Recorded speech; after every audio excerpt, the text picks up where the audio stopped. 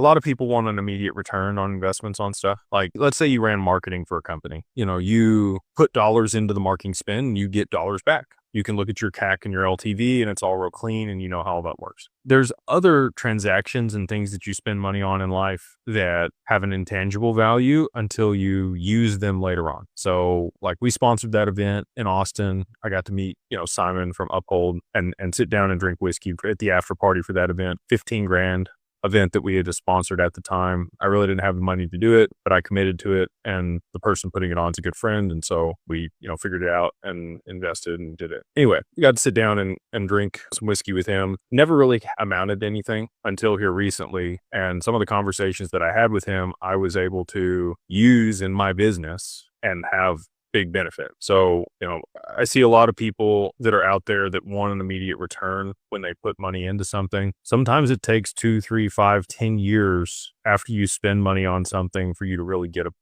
the real return from it. And I've had that happen to me over and over and over again. And so I always have some budget just to go places and talk to cool people and learn new things. And sometimes I get nothing out of it, or it doesn't seem like I got anything out of it until years later when I'm like, oh, that conversation this person said, or I'll meet somebody and it generates interest and curiosity and I'm able to relate to them. There's a bunch of different ways that it plays out. It inevitably comes back around. The universe is a wonderful thing. And if you invest value and circulate that money, it will come back to you in much greater amount.